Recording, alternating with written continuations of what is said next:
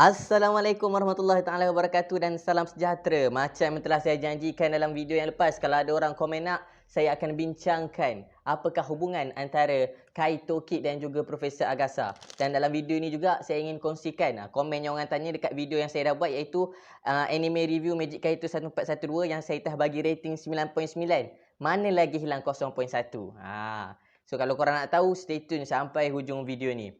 Apa-apa pun, terima kasih saya ucapkan kepada yang sudah subscribe channel ni. Bagi mereka yang baru first time sampai, jangan lupa untuk subscribe channel ni dan jangan lupa untuk tekan notification button supaya korang tak ketinggalan konten-konten dari saya. Okey, tanpa lengahkan masa lagi. Ladies and gentlemen, it's show time. Baiklah, mari kita membincangkan apakah hubungan antara Profesor Agasa dan juga Kaito Kid.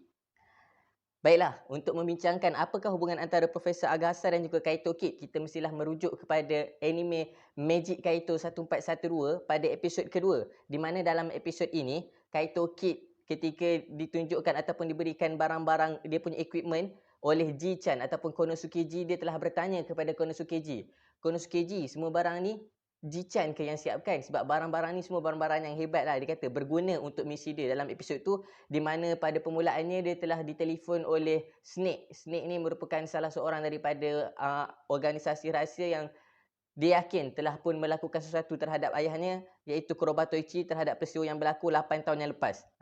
Dan pada minit yang keempat, minit 24 saat dalam episod kedua ini, Ji-chan telah memberitahu kepada Kaito Kid bahawa semua equipment ini bukan dibuat oleh dia sendiri, tapi telah pun disediakan oleh seorang profesor yang dia kenal. Dari situ Kaito Kid telah bertanya, "Siapakah profesor itu? Can you introduce me next time?" Kaito Kid berkata kepada Ji-chan macam tu. Ji-chan kata, "Don't worry, you will meet him due in time." Maknanya nanti awak akan jumpa dengan dia. Kemudian pada minit yang keempat, minit 30 saat, kat situlah ada scene yang menunjukkan satu kereta Beetle warna kuning. Yang mana kita tahu kereta tu tidak asing lagi bagi kita. Kereta itu adalah kereta milik Profesor Agasa. Jadi apa hubungan Profesor Agasa dengan Kaito Kid adalah Profesor Agasa adalah orang yang bertanggungjawab membuat dan menyediakan peralatan untuk Kaito Kid bagi setiap dia punya mission-mission dia sendiri. Mungkin Profesor Agasa tak tahu yang dia menyediakan barang-barang ni sebenarnya untuk Kaito Kid, sebab Profesor Agasa merupakan kawan kepada Konosuke Ji. Hal ini dapat kita lihat dalam satu manga yang saya dah baca.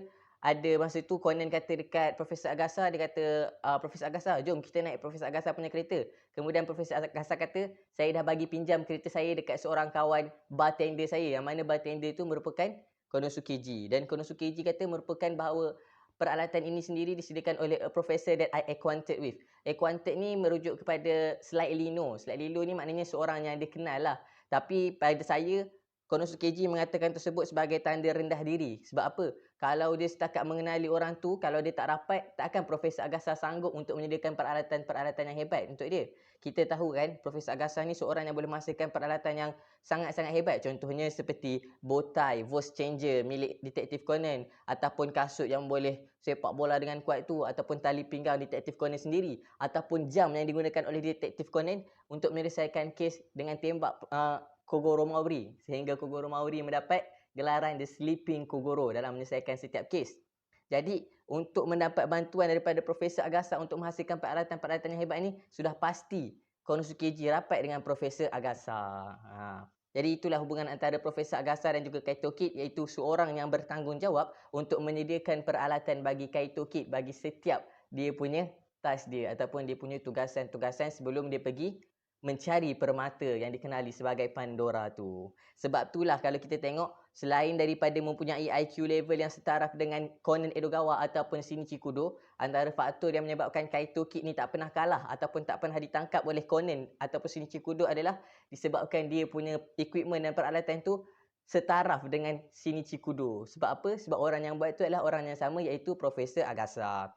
So ini adalah berdasarkan daripada episod 2 dalam anime series Magic Kaito 1412 dan daripada satu manga dia punya part yang saya dah baca tu lah.